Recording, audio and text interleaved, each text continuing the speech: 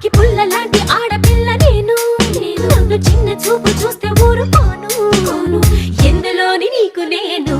తీసుకోను నా సంగతేంటి తెలుసుకోవా పోను పోను